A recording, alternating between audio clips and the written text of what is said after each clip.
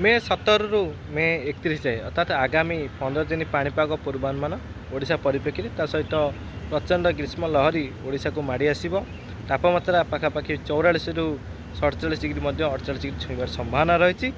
काल बैशाखी वर्षा संभावना और प्राक मौसमी वर्षा संभावना। हाँ आज्ञा मुझे कलाकांत सामंतराय आपन देखते Odisha weather update YouTube channel आपन को आम चैनल को स्वागत।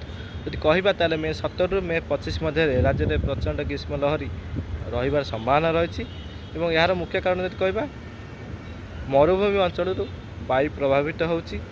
राजस्थान, गुजरात, महाराष्ट्र, उत्तर प्रदेश, मध्य प्रदेश, छत्तीसगढ़, ओडिशा देखी ये प्रभावित होबार संभावना रही। जहाँफल से अंचल गरम वायु और तापमात्रा वृद्धि फल से अंचल जो गरम वायु आसो ओडिशा व्यापक मात्रा प्रभावित कर संभावना रही। जहाँफल दिन तापमात्रा पाखापाखि 43-44 डिग्री छुईबार संभावना रही। परवर्ती पर्यायर लोकल कंडीशन 1 रु 2 डिग्री 3 डिग्री पर्यंत वृद्धि घटार संभावना रही। अर्थात तापमात्रा 44 रु 47-48 डिग्री छुईबार संभावना रही पश्चिम ओडिशा जिला मानक। उत्तर ओडिशा तापमात्रा पाखापाखि 40 रु 43 डिग्री छुईबार संभावना रही।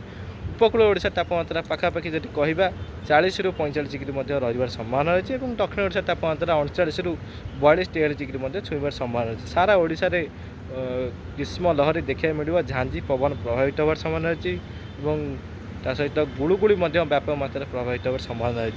यही समय मध्य जब कहबा 17 रु 25 मध्य आर्द्रतापूर्ण वायु बंगोपसागर किसी अंश ओडिशा को प्रवेश कर उत्तर प्रदेश पर्यंत जाऊँगी। जहाँफल कि अपराह समय कन्वेक्टिव जोन सृष्टि होवार संभावना रही और घूर्णिबलय और निम्न चाप रेखा सृष्टि होवार संभावना रही। जहाँफल कि 17 रु 25 मध्य विभिन्न स्थान में जब कहबा काल बैशाखी जनित वर्षा, झड़ वर्षा, कुआपथ जनित वर्षार संभावना रही। यही स्थिति रहिबो 25 तारिख पर्यटन कि 26 तारिख पागरे बड़ परिवर्तन घटार संभावना रही। प्राक मौसमी वर्षा एवं ता सहित पश्चिमा झड़ सक्रिय रहिबार संभावना रही। ग्रीष्म लहरी रही कहबा तापमात्रा 40 डिग्री पाखापाखि रहिबो किंतु अपराह समय काल बैशाखी जनित वर्षा पश्चिमा झड़ प्रभाव और प्राक मौसमी वर्षार संभावना रही। जहाँफल कि 26 रु राज्य में 31 तारिख पर्यंत मे 31 तारिख पर्यंत कहबा राज्य में व्यापक मात्रा वर्षा रही संभावना रही।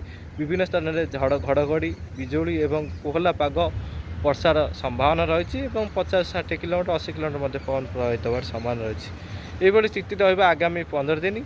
बंगोपसागर जब कहबा जून 1 रु जून 5 मध्य यदि कहबा एक लघुचाप क्षेत्र सृष्टि होवार संभावना रही।